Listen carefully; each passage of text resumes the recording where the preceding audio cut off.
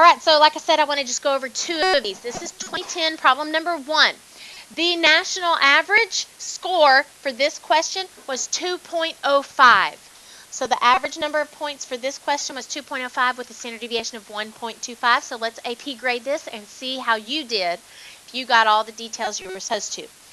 All right, so for number 1, the treatments are the 5 garlic concentrations, 0, 2, 10, 25, and 50%. So they were the treatments are the 5 garlic concentrations, 0, 2, 10, 25, and 50%. Okay, number 2, the experimental units are the European starlings or the birds. You didn't have to put the 40 birds. European starlings, of course, is going to be better than just birds in general, but I think they would say birds is okay to say. They wouldn't mark it off for that. Now, number 3, I'm concerned that we might have some people who missed this one. So I want you to think when we did ELARSA and we did our simulations, you would say a trial consists of this, and your response variable is what you are keeping track of per trial. So this response is what you are measuring per bird. So it specifically says in the grading guidelines that if you used the word average, you did not get credit for section 3. The response you are measuring per bird is what this one is what it talks about when it says response measured. Okay, so it's the number of food granules consumed by the birds. And you know, let's be precise, because I never know what they're going to take off for, so I always like to be precise. So during a 2-hour period following the overnight food deprivation. All right, so you get an E if you get all 3 of those parts correct. If you got all 3 of those parts, then you get an E.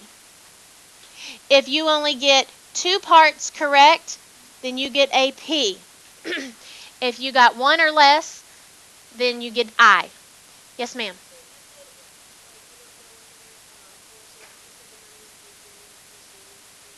I would probably give that. I would probably go ahead, the number of food granules consumed.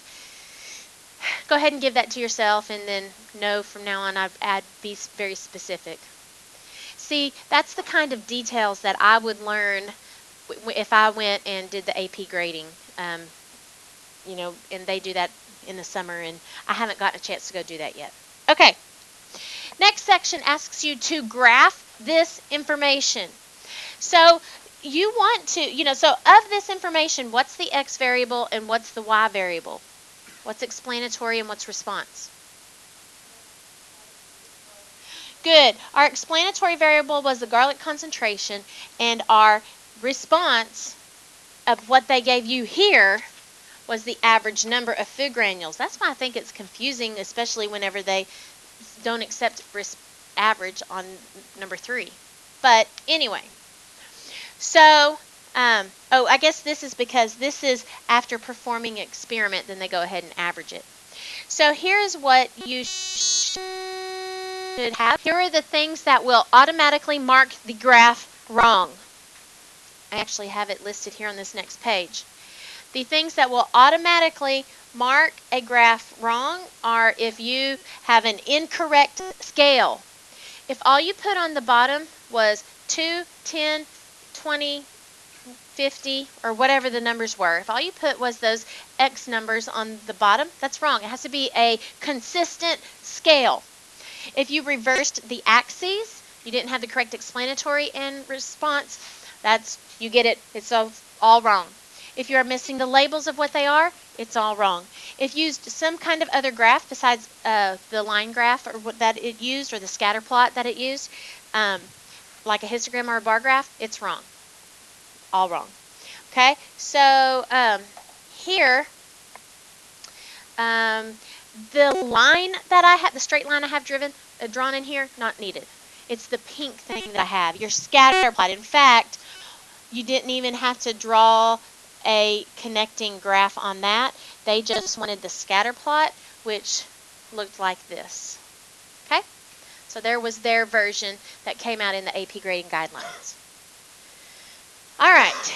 If you didn't use the correct scale and say on the bottom axis, all you put was 0 to 10, 25, and 50, then you got something that looked like a straight line. Okay, and that's wrong. But if you get a straight line, then we know that you didn't use the correct scale on that. Okay, now, then the second part. Based on your graph, do you think a linear regression is appropriate? All that they said on their answers is they said this. The curved pattern in this scatter plot reveals that a linear regression model would not be appropriate. So that's all they said. Now, that makes me nervous because I'm like, this is a whole bunch of points for not very much stuff that I need to be saying. I'm thinking I need to probably be a little bit more statistically educated. Here, I'm thinking they want more. What do you think more that they would want? Yes, that's where I'm headed with that. In my mind, I'm like, they probably want me to do a residual plot of some sort. Okay, so I'm surprised they actually didn't require that. When I did mine, because it made me nervous just to say, no, a linear model's not appropriate. I mean, I'm like, don't I need to say something else? I said this. Additionally, the residual plot would look like this, and I just gave a rough sketch of it. And since there is a pattern in the residual plot, a linear model is not appropriate. Apparently, that was not required. But you guys always need to get in the brain of the people who make these tests. Think, what kind of like statistical concept do you think they're trying to see that you learned this year? Okay, get in the brain of the people that are making this test. Yes? Okay, so saying that they did require a residual plot, if you describe the like how obviously an exponential function and how residual plot should look, but you don't actually draw it out, is it correct? I don't know. And that probably isn't even consistent from year to year. Maybe some years they would have required you to do it, and so I'm like, I don't know. So I just think it's safe to do at least a quick sketch of it. So I couldn't tell you. Let's see. All right, so let's talk about that. If you missed the graph, but you got part 2 that you said it's not linear, you get P. If you got the graph and the bottom part said it's not linear, you get an E. Okay? So weird that there was only like 2 EPIs you could get. But anyway, here is the way that they gave you credit for that. They said you get a 4 if you have 2 E's.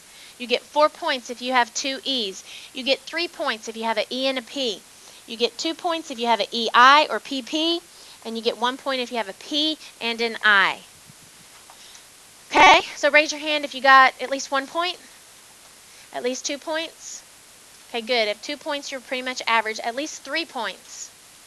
Okay. Wow, that's great. Having that many of you guys getting 3 points. How many think we would have gotten all 4 points? Wow, that's so great. 1, 2, 3, 4, 5, 6. I think I probably would have 2. I've had the most so far in this of the free responses we've done. This has been the highest scoring one. So good job on that. Do you think you're getting better at reading them and seeing what they're looking for as we do these? Okay, I hope so. All right, let's go to the next one real quick. We did not do this problem on page 63. We did do this problem on page 64. This problem on page 64 is a 2010 part B version, or Form B is what it's called. They do not give me national statistics on Form B tests. And the reason they do not is because these are the ones that were taken by much less students. These were the absent. If you were absent on the actual test day because maybe you were at a state tournament or whatever, you were sick or whatever thing, you had signed up but were sick or didn't take the test on the real day. You then, a week later, they have an assigned makeup day. You would take the Form B because it can't be the same. So this was one of those. Here we go. Let's see how you would have gotten credit on that. So see, I don't have what the average is because they don't give me statistics for Form Bs. All right. A says more sample. You get full credit if you say, put 2,500 students in a big bag, shake well, and you don't get full credit if you don't say shake well. and then pull out the first 200 students or something like that. That's a simple random sample. I went into more detail, assign a unique number to all 2,500 students, um, put all of those numbers in a bag, shake well. The first 200 numbers drawn out is a simple random sample. They specifically say, by the way, on the, this is interesting. They specifically say, let's see where it is. Okay, here it is. They specifically say right here, a response which objects are placed into a hat or a box, or a big bag in our case, and then drawn out can only earn an E if the response explicitly states that the objects are mixed or that they are drawn out at random. So that's why you didn't get full credit unless you said shaked well, that you shook it well. All right, moving on. So that's your E, P, or I for that. Next, stratify.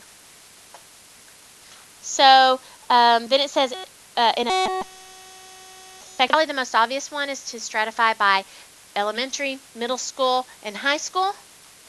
And by describing that you would just stratify by elementary, middle school, and high school because those are different types of students, that gets you a P. You do not get a full E on this problem, on this part. This is probably the part that got most people. Unless you connect the reason you stratified back to the response. Okay, I see you have a trait there that affects the way the subjects will respond and of what I am measuring. So I wanted to make sure I got all the different kinds of students since different age groups have different food opinions. So if you did not connect back to the different food opinions or like food differently, you have a P instead of an E. Okay, so watch out for that. Always think about why you are stratifying, like we think in an experiment, why you are blocking in reference to the response. Yes, sir. That's fine. Stratifying by grades because you wanted to make sure that you got all a representation of all levels, right, of students.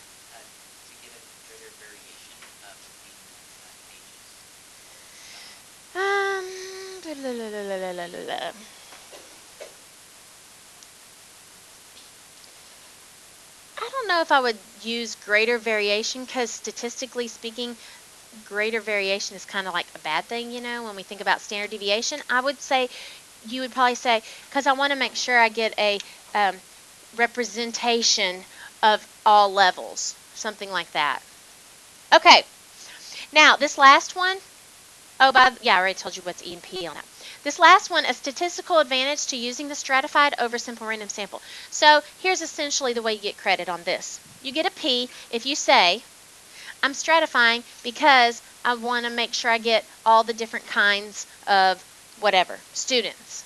Okay, I'm stratifying because I want to get all the different kinds. That's P, but you had to get an E, you had to then connect it to why simple random sample is bad, such as saying, because if I took a simple random sample, you might just get one kind of student who has a particular opinion about the food. For example, hey, if you put 2,500 students in a big bag, could you pull out just 200 elementary school students? Yeah, you could. And those 200 elementary school students are not necessarily going to be representative of all of them. So you'd say, I'm stratifying because I want to make sure that they're all represented because a simple random sample might just have the opinions of one kind of group, the food opinions of one group. Okay? P, if all you talked about was why stratifying was good. E, if you talked about that it was good because simple random sample just does this. Yes, ma'am. Then that's a P. Yeah. Okay, so let's see. Scoring-wise, there is 3 things on that, so it's a little bit more difficult to figure out how do you get 4 points whenever there was 3 things that they scored. And here's the way that they do that. They say this. You get 4 points if you had E, E, E. You got 3 points if you had 2 E's and a P. You got 2 points lots of different ways. Here's all the ways you got 2 points. 2 E's and an I. EPP. PPP or EPI. That's 2 points. And then number 1 point, 1 E with 2 I's or 2 P's with an I. Okay, raise your hand if you got at least 1 point. Good. Raise your hand if you got at least 2 points. Okay, good. Good. If you're getting 2 points on all of these, that is solid. That's great. 3 points. At least 3 points. Excellent. Okay, who thinks they got all 4? Okay, not really sure. Okay, so probably if you're not really sure, then you think they might have. You think you did? Great. Good job. Okay, so getting 3 is super solid. 4 is amazing. 2 is, let's shoot, at least get that. Try to at least get that. Okay, moving on to our next packet.